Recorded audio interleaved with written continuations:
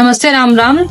तो जब दुबई आते हो आप जॉब ढूंढने के लिए, तो यहाँ पे भी और इंडिया में भी आपको ऐसे बहुत सारे लोग मिल जाएंगे, बहुत सारे यूट्यूब वीडियोज भी मिल जाएंगे कि जल्दी जॉब कैसे मिले, ऐसे क्या क्या ऐसे काम आपको करने चाहिए, कैसे कौन कौन सी ऐसी ट्रिक्स आपको यूज करनी चाहिए जिससे आपको जल्दी जॉब मिल जाए। लेकिन इन चीज़ों के बारे में कोई बात नहीं करता कि जॉब्स क्यों नहीं मिलती। अगर खासकर मैं बात करूँ यूएई मार्केट की, दुबई की, तो यहाँ पे लोगों को क्यों जॉब नहीं मिलती, उसके क्या रीजन होते हैं, आज हम उसी के बारे में बात करें। तो सबसे पहला रीजन आता है वो है हाई कंपटीशन। हाई कंपटीशन इसलिए क्योंकि अगर मैं बात करूं इंडिया की, तो चाहे इंडिया में भी आप गवर्नमेंट जॉब के लिए ट्राई करो या फिर प्राइवेट जॉब के लिए ट्राई करो, हर जगह कंपटीशन है, बहुत ज्यादा कंपटीशन है, राइट। लेकिन दुबई में अगर मैं बात करूं तो यहाँ पे इंटरनेशनल मार्केट है, मतलब आउट ऑफ द यूएई बहुत लोग यहाँ पे हैं, मोस्टली हर देश का इंसान आपको यहाँ पे मिले। तो ये चीज भी आपको दिमाग में रखनी कि भी यहाँ पे भी कंपटीशन है, ठीक है। तो कंपटीशन फ्री तो कोई भी जगह मुझे नहीं लगता कि होगी। सेकंड जो रीजन आता है वो आपका आता है स्किल्स का। किसी भी पर्टिकुलर डेजिग्नेशन के लिए, पोजीशन के लिए आपके पास में उस जो रोल से रिलेटेड स्किल्स होनी चाहिए। अगर वो स्किल्स आपके अंदर है तो ही आपका चांस है वो जॉब आपको मिले, अदरवाइज नहीं मिलेगी। ऐसा नहीं है कि मैं कोई भी काम कर लूंगा, कुछ भी हम कर लेंगे, तो भाई वो आपका सिलेक्शन नहीं होगा। अगर आप इस माइंडसेट से दुबई आना चाह रहे हो तो आपको स्पेसिफिक होना पड़ेगा। खुद से आप समझो कि आपके अंदर, आप ऑलरेडी वर्किंग हो तो ये देखो कि आपके अंदर कौन कौन सी स्किल्स है, किस किस चीज में आपका एक्सपीरियंस है, ठीक है, क्या क्या काम आप कर सकते हो। लेकिन अगर आपका कोई एक्सपीरियंस नहीं, आप फ्रेशर हो, ठीक है, या फिर आपने ग्रेजुएशन अपनी कर ली, 12th अपनी कर ली, लेकिन कभी काम नहीं किया, अभी कुछ टाइम का गैप हो गया, उसके बाद आप सोच रहे हो कि चलो दुबई चलते हैं, कुछ काम कर लेंगे, तो ऐसा नहीं होगा भाई। पहले अपना स्किल्स को आप फाइंड आउट करो कि आपके अंदर क्या स्किल्स है, या फिर सीख कर आओ। अगर कुछ है कि भाई कुछ भी नहीं आता तो कुछ ना कुछ सीखो, उसके बाद यहाँ पे आओ, फिर उन स्किल से रिलेटेड जो जॉब है उसके लिए ट्राई करो। तो जो तीसरा इंपॉर्टेंट रीजन है वो है आपका लैंग्वेज का। लैंग्वेज बैरियर बहुत होता है। किसी भी जॉब प्रोफाइल में हो आपको इंग्लिश आनी चाहिए, वो बहुत जरूरी है। डजंट मैटर कि आपका जो नेचर ऑफ वर्क कैसा है, आप अगर घर से बाहर भी निकलोगे, कहीं पे भी जा रहे हो, कि कहीं शॉपिंग के लिए जा रहे हो, कहीं घूमने फिरने के लिए जा रहे हो, तो भी आपको इंग्लिश की जरूरत पड़ेगी, क्योंकि हर जगह आपको फॉरेनर्स लोग मिलेंगे। तो आपको अगर कोऑर्डिनेट करना होगा, कुछ उनसे पूछना होगा, तो आपको इंग्लिश आनी चाहिए। नेचर ऑफ वर्क की अगर मैं बात करूँ तो आपके काम पे भी डिपेंड करता है। उसमें आपके इंटरव्यू पे पूछ लेते कि भाई आपका जान लेते कि इंग्लिश कितनी आती। इंग्लिश नहीं आती तो वो उसी बेस पे भी आपको सिलेक्ट नहीं करते हैं, क्योंकि कुछ प्रोफाइल्स में जरूर होता है इंग्लिश आना, और कुछ में एडिशनल लैंग्वेज भी पूछते हैं। जैसे कि अगर मैं बात करूँ रीजनल लैंग्वेजेस की, इंडिया के अंदर मैं बात करूँ तो कुछ पर्टिकुलर लैंग्वेज के लिए भी वो हायर करते हैं कि भाई इंग्लिश आनी चाहिए, हिंदी आनी चाहिए, प्लस ये एक लैंग्वेज भी आनी चाहिए। तो अगर आपको मल्टी लैंग्वेज आती है तो ये प्लस पॉइंट है आपके लिए। कोई फॉरेन लैंग्वेज आप सीख रहे हो या फिर सीखने का प्लान कर रहे हो तो उससे रिलेटेड भी जॉब होती है। अरेबिक का भी बहुत मैंने देखा है कि कुछ जो प्रोफाइल्स के लिए आप क्वालिफाइड होते हो सब कुछ मैच कर रहा था, आपका एक्सपीरियंस भी मैच हो रहा है, आपकी क्वालिफिकेशन भी मैच हो रही है, लेकिन सिर्फ लैंग्वेज की वजह से किसी ने पूछा कि उसमें भी अरेबिक होनी चाहिए, किसी ने उसमें पूछा कि फ्रेंच होनी चाहिए, आपको लैंग्वेज नहीं आती तो फिर उसकी वजह से आप शॉर्टलिस्ट नहीं होते हो। वीजा का भी एक बहुत इंपॉर्टेंट रोल है। क्यों? क्योंकि जैसे कि आप आते हो तो विजिट वीजा पे होते हो, लेकिन आप सोचते हो कि अभी मैं जब ज्वाइन हो जाऊंगा तो कंपनी मुझे वीजा देगी। तो जरूरी नहीं है कि वो कंपनी आपको वीजा प्रोवाइड करे ही, क्योंकि बहुत सारी कंपनी है वो ऑलरेडी अगर वो जो पोस्ट निकालती है उसमें मेंशन करके रखती है, और इंटरव्यू के टाइम पे भी आपसे पूछती है कि भाई आप अभी कौन से वीजा पे हो। तो आप कहते हो कि मैं विजिट वीजा पे हूँ, तो वो बोल भी देती है कि भाई हमको ऐसा बंदा चाहिए, ऐसी बंदी चाहिए कि जिसके पास अपना वीजा हो, यानी कि आपके पास या तो स्पॉन्सर वीजा हो या रेजिडेंस वीजा ऑलरेडी आपका होना चाहिए, फ्रीलांस वीजा हो, जिस भी टाइप का वो वीजा हो, आपका खुद का वीजा हो। कंपनी उसमें इन्वेस्ट नहीं करेगी, कंपनी आपके वीजा के लिए पे नहीं करना चाहती है। तो ये भी एक प्रॉब्लम होती है कुछ जॉब्स के लिए। आप जब अप्लाई करते हो तो कंपनी मनाही कर देती है कि भाई हम वीजा नहीं देंगे, तो वो भी आपके लिए एक सरदर्दी होती है कि आपको वीजा खुद से अपना मतलब अप्लाई करना है, खुद के पास अपना पैसे खर्च करके आपको वीजा लेना है। तो अगर आप ऐसी प्रोफाइल के लिए ओके हो तो कोई प्रॉब्लम नहीं है, नहीं हो तो फिर वो भी एक आपकी कॉस्ट काउंट होती है। तो अगर आपका प्लान है ऐसा है कि भाई मुझे कंपनी से वीजा नहीं चाहिए, मैं अपने खुद के वीजा पे काम करूंगा, तो पहले से उसका प्लान करके रखे कि कहाँ से वीजा लेना है, कितने टाइम के लिए वीजा लेना है, तो सारी सरदर्दी भाई आपकी होगी उस टाइम पे।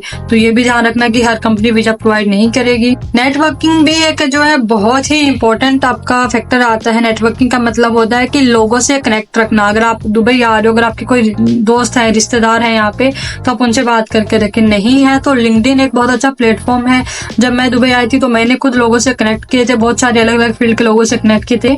अगर कोई एक्सपीरियंस ही नहीं, आप फ्रेशर हो, तब भी आपको जो स्किल्स आपके अंदर है उससे रिलेटेड जो प्रोफाइल्स होती है उसमें आप लोगों से कनेक्ट करो। कुछ भी नहीं समझ में आता कि तो फिर किसी से भी कनेक्ट कर लो, ठीक है। आप किसी को भी जो भी आपको दिखे कि जिसकी लोकेलिटी दुबई है, यूएई है, उनको कनेक्ट करो, उनको मैसेजेस भेजो। और जरूर नहीं कि हर मैसेज पे वो आपको रिस्पॉन्स करें ही। मतलब अपने 20 लोगों को मैसेज किया, हो सकता है 20 में से किसी ने भी रिस्पॉन्स ना किया हो, तो 30 को भेजो, 40 को भेजो, 50 को भेजो। कनेक्शन रिक्वेस्ट ही तो भेजनी, उसमें कोई पैसे तो लग नहीं रहे, राइट। और इसमें टाइम भी नहीं लगता, 10-15 मिनट का टाइम भी नहीं लगेगा अगर 50 लोगों को भी आपको कनेक्शन सेंड करना है। तो जितने लोगों का रिस्पॉन्स आता है उनसे बात करो, आप उनको बताओ, तो उनसे कनेक्शन में भी रहो। ये भी नहीं कि एक दिन बात कर ली, हाय हेलो आप कैसे हो, खत्म बात। उनसे कोऑर्डिनेट करते रहो, 2-3 दिन में ऐसे बात कर लो, हफ्ते में बात कर लो, पूछ लो उनको, अपना CV भेज दो। फिर उनसे पूछ लो कि भाई अपडेट करो मुझे, अगर कुछ आइडिया है तो बताओ। कोई रेफरेंस मांग लो उनसे, कोई अलग कनेक्शन रिक्वेस्ट के लिए पूछ लो कि भाई आप बता दो किससे मैं बात करूं तो शायद वो बता पाए मुझे जॉब के बारे में। तो थोड़ा सा अपने आप को ना मैं क्या बोलूं कि कॉम स्किल्स पे भी आपको काम करना जरूरी है, लेकिन यहाँ पे आपको बहुत काम आएगी ये वाली स्किल्स। लोगों से बात करना आप सीखो, एटलीस्ट रिक्वेस्ट भेजो। ये काम तो आप घर बैठे भी कर सकते हो। जब इंडिया में हो तभी से ये काम स्टार्ट कर दो। मैंने तभी से स्टार्ट किया था। और जब दुबई आप पहुंच जाओगे उसके बाद में भी जो है सेम काम आपको यहाँ पे भी करना है। यहाँ पे तो हम अभी तक भी कर रहे हैं, मतलब सेम फील्ड में भी आपको ये तो कनेक्शन बनते हैं, ये चीज अच्छी है। तो ये नेटवर्किंग बहुत काम आती है, पता नहीं कौन सा कब आपके काम आ जाए। वो खुद भी जब हायर करते अपनी कंपनी के लिए, उनके किसी दोस्त इस तरह की कंपनी में हायरिंग होती है, तभी भी वो आपको पूछ लेते हैं इस पोजीशन के लिए हायरिंग है तो आप ज्वाइन करना चाहते हो तो इंटरव्यू के लिए चले जाओ। तो ये भी आपके पास में प्लस पॉइंट होता है। या फिर आपसे रेफरेंस मांग लेंगे भी, आपके कोई दोस्त रिश्तेदार अगर जॉब चाहिए तो हमको बता दो, हमारी कंपनी में हायरिंग है। तो ये चीज आपके हमेशा काम आएगी। नेक्स्ट 6 पॉइंट जो आता है वो आपका आता है ओवर क्वालिफिकेशन का। कई बार आप ओवर क्वालिफाइड होते हो एक पर्टिकुलर जॉब डेजिग्नेशन के लिए, पर्टिकुलर जॉब रोल के लिए। क्योंकि पता है समटाइम्स ये होता है, अगर आपने जॉब नहीं की है तो बता दूं मैं आपको कि जब आप किसी इंटरव्यू के लिए जाते हो, जब आपका वो CV देखते हैं, तो अगर आपको किसी पर्टिकुलर फील्ड में ऑलरेडी एक्सपीरियंस, चाहे वो 2 साल का हो, चाहे 1 साल का ही, चाहे 10 साल का हो, लेकिन उनको ऐसा कि मुझे फ्रेशर लोग ही चाहिए, तो फिर वो एक्सपीरियंस वाले को नहीं शॉर्टलिस्ट करते। और वो बता भी देते हैं कि देखो आपका ऑलरेडी एक्सपीरियंस है इस चीज में, बट अभी हम सिर्फ फ्रेशर्स के लिए हायर कर रहे हैं, ठीक है। तो इसका मतलब वो आप अपने आप ही ओवर क्वालिफाइड हो जाते हो, तो वो लोग नहीं कंसिडर करते हैं। तो आपको ये चीज भी ध्यान रखना है कि आप जिस डेजिग्नेशन के लिए अप्लाई कर रहे हो वो आपकी क्वालिफिकेशन से मैच होती हो, प्लस आपका जो एक्सपीरियंस है वो मैच होता हो। अगर फ्रेशर है तो फ्रेशर लोग अप्लाई करो, लेकिन अगर उसमें लिखा है कि fresher experience both can apply, तो आप अप्लाई कर सकते हो उसके लिए।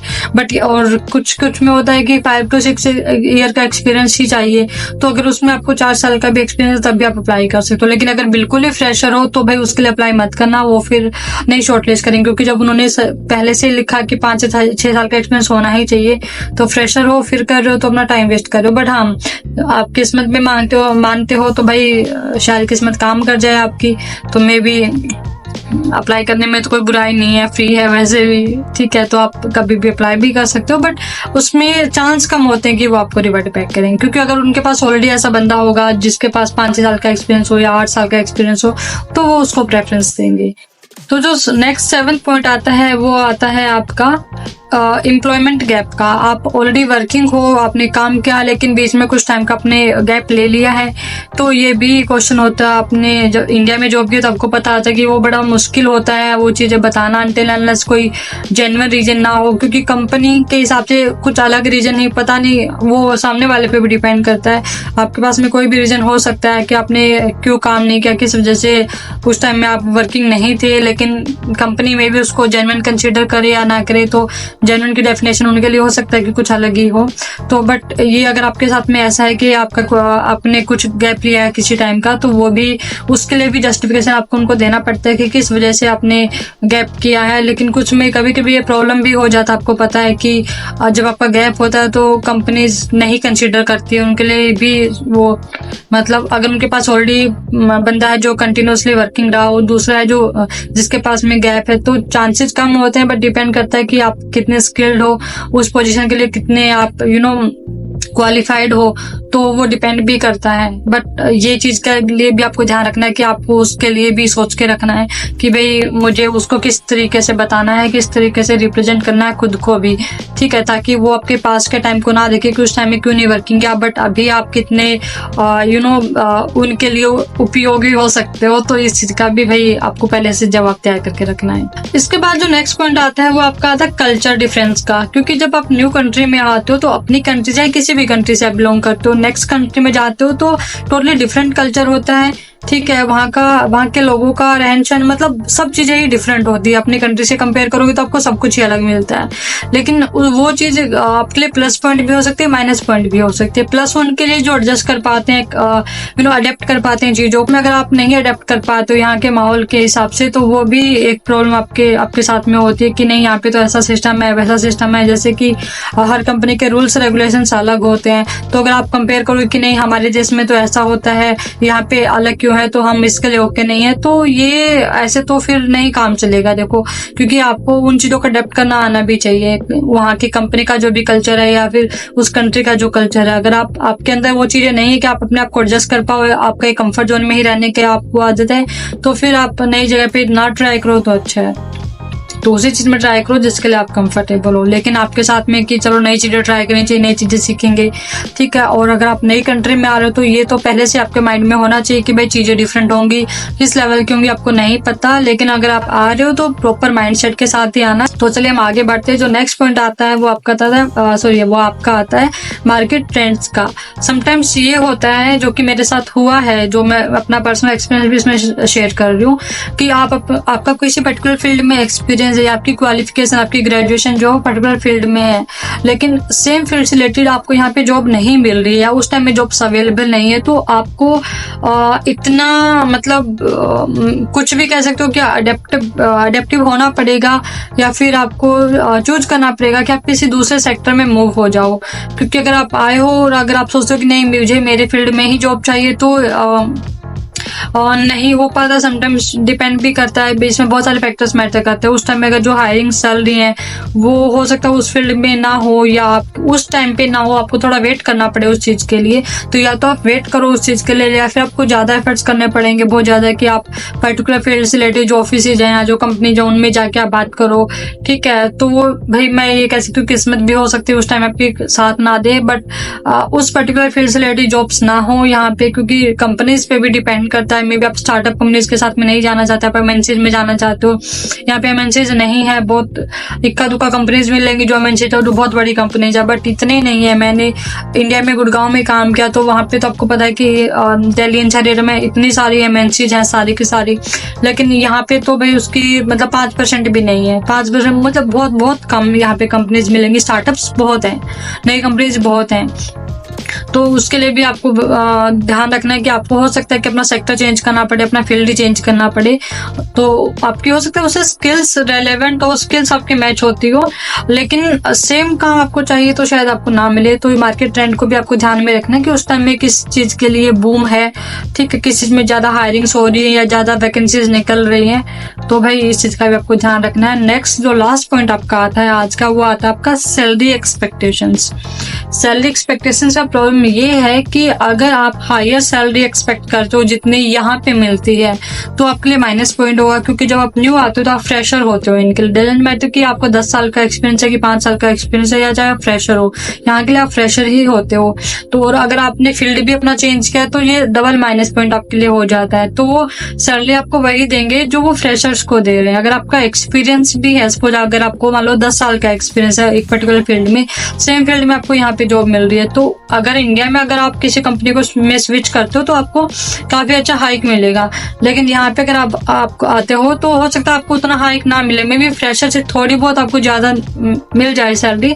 बट यहाँ पे कंपनीज का ये रहता है क्योंकि यहाँ का मार्केट अलग है, वो सीधा बोल रहे हैं कि भाई यूए का मार्केट अलग है, यहाँ पे रूल्स रेगुलेशंस अलग है, यहाँ पे काम करने का तरीका अलग है, और कंपनी भी डिपेंड करता है। वो छोटी कंपनी होगी तो ऑब्वियस है कि वो इतना अफोर्ड नहीं कर पाएगी जितनी सैलरी अगर आप एक्सपेक्ट कर रहे हो तो अगर कोई एमएनसी या कोई बड़ी कंपनी तो शायद वो मेट भी कर पाए, लेकिन फिर उसमें फैक्टर्स मतलब बहुत सारे आ जाते हैं ना, कि कंट्री चेंज हो रही है, एनवायरनमेंट चेंज हो रहा है, कंपनी का सिस्टम जो रूल्स रेगुलेशन है वो चेंज हो रहे हैं, कंपनी का बजट क्या है वो भी मैटर करता है, कंपनी का साइज क्या है वो भी मैटर करता है। तो बहुत सारी चीजें हैं। तो हमेशा ये भी नहीं रखना कि मुझे इतनी ही सैलरी चाहिए इस प्रोफाइल के लिए इतनी। अगर आप गूगल पे चेक करोगे, बाकी प्लेटफॉर्म्स पे चेक करोगे, पर्टिकुलर सैलरी आपको मिलती है, किस डेजिग्नेशन के लिए इतनी सैलरी होनी चाहिए। बट जिस कंपनी में आप जा रहे हो, अपने इंटरव्यूज दिए, और ऐसा नहीं कि एक ही इंटरव्यूज की बात हो सकता है कि आपने 10, 15, 20, 25, 30 इंटरव्यूज दिए हैं, लेकिन सब में ऑलमोस्ट सिमिलर ही सैलरी वो आपको दे रहे हैं, या वो आपको बता रहे हैं कि भाई हम इतनी सैलरी दे पाएंगे। तो आपको देखो चले जाना चाहिए, मेरी राय तो ये, एक बार आप वहाँ एक बार एक्सपीरियंस ले लो दुबई का, एक जॉब को ज्वाइन कर लो, बाद में स्विच कर लेना 1 साल के बाद, 2 साल के बाद, क्योंकि फिर यहाँ पे आपका एक मार्केट बेस में आप जो सेटल हो जाओगे, आपको यहाँ का सिस्टम समझ में आ जाएगा उस टाइम में, तो फिर आप नेक्स्ट कंपनी में जा सकते हो। तो वहाँ पे बोल सकते हो कि मेरा इंडिया का भी इतने साल का एक्सपीरियंस है, प्लस मेरा दुबई का भी एक्सपीरियंस है, तो उस बेस पे आपको जो है हाइक मिल जाए, ठीक है। और मिलती भी है, क्योंकि आपका जब एक बार बेस बन जाता है, आप सेटल हो जाते हो, यहाँ का सिस्टम समझ जाते हो, तो नेक्स्ट कंपनी आपको प्रेफरेंस देती है। तो भाई इस चीज का भी ध्यान रखना है। तो ये सारे जो रीजन है जो मुझे लगे कि भाई देखो जॉब मिलने के रीजन तो आपको हर कोई बता देता है, और मिल भी जाते हैं आपको, कि भाई ये चीजों का ध्यान में रखो, आप सीवी अपडेट करो अपना, और अपने कॉन्फिडेंस रखो, ये वो बहुत सारी चीजें होती है। बट दुबई के अंदर, यूए के अंदर जॉब किस वजह से नहीं मिलती, वो क्या क्या रीजन होते हैं, तो मैंने सोचा इस पे ये वाली वीडियो मैं बनाऊं, फुर्सत से बनाऊं, ताकि आपको चीजें क्लियर हों, तो आपको पहले से आइडिया हो जाएगा कि आप इन चीजों में से किस चीज में लैग कर रहे हो, तो उस चीज पे आप काम कर पाओ, और आप इसके लिए ओके भी हो कि नहीं हो, ये भी आप ध्यान रख पाओ, आपको दुबई आना चाहिए कि नहीं आना चाहिए, इसके लिए भी आप प्रिपेयर हो पाओ। ये सब चीजें आपके बहुत काम आएंगी। अगर आप चाहते हो इन पॉइंट्स को आप दोबारा पढ़ो, लिखो, नोट्स बना लो, किस किस चीज में आपको प्रॉब्लम आ रही है। जो ओके है वो तो ओके है, उन्हें प्रॉब्लम नहीं है, जो नहीं है उन चीज पे आप काम करना शुरू करो।